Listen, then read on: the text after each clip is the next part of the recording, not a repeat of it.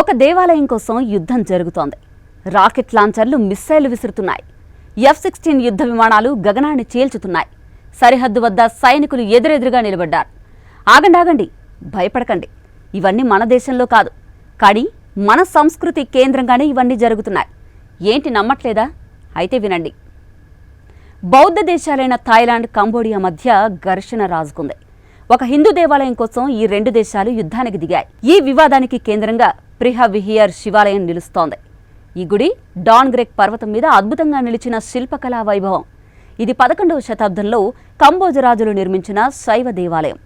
ఇక్కడ శివుణ్ణి శిఖరేశ్వరుడిగా పూజిస్తారు.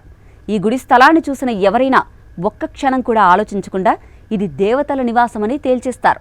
అంత సుందరమైన ఈ గుడి ఇప్పుడు యుద్ధ బీజం అవుతుంది అంటే ఇది ఎంత పెద్ద విషాదమో కదా. 1962లో international court of justice ICJ ఈ గుడి కంబోడియా దేశానికి చెందిందని తేల్చింది. అంతవరకు వివాదం తాత్కాలికంగా మసకబారినట్లే అనిపించింది. కానీ 2008లో కంబోడియా యునెస్కోకు ఈ ఆలయాన్ని ప్రపంచ వారసత్వ కట్టడంగా గుర్తింపుకు పంపగా థాయిలాండ్ స్పందించింది. ఆ తర్వాత గుడి చుట్టూ ఉన్న భూభాగం తమదని వాదిస్తూ సైనికంగా ముందుకొచ్చింది. తర్వాత జరిగిన ఘర్షణల్లో వందలాది మంది సైనికులు చనిపోయారు. వందల మంది పౌరులు ఇళ్లను విడిచి పారిపోవాల్సి వచ్చింది. ఇది అక్కడితో ఆగిపోలేదు.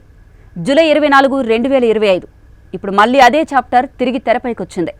సరిహద్దు వద్ద మళ్లీ ఉద్రిక్తతలు తారాస్థాయికి చేరాయి. కంబోడియా మిస్సైల్ ప్రయోగించగా థాయిలాండ్ F-16 యుద్ధ విమానాలను రంగంలోకి దించింది. రెండు దేశాలు తమ తమ జాతీయ గౌరవాన్ని నిలబెట్టుకోవాలని ఉవ్వెత్తున లేచాయి.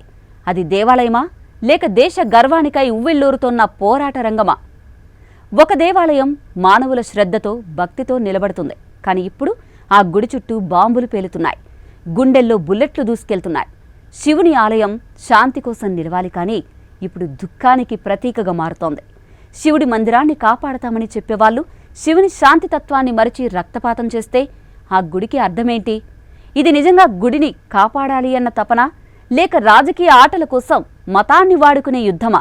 ఇలాంటి సంఘటనలు మతం పేరు చెప్పుకుంటూ మానవత్వాన్ని మింగేస్తున్నాయా? ఈ అధికారానికి ముగింపు ఎప్పుడొస్తుంది? ఇక్కడ దేవుడు ఎవరి వైపుగా చూస్తాడో తెలుసా? ఎవరు చనిపోకూడదని ప్రార్థిస్తున్న ఆ నిశ్శబ్దం వైపే తన చూపు తిప్పుతాడు. ఈ యుద్ధం ఎలా ముగుస్తుందో చూడాలి. కానీ నిజంగా ముగియాల్సింది మానవ అహంకారమా లేక ఈ రక్తపాతమా? సమాధానం మీరే చెప్పాలి.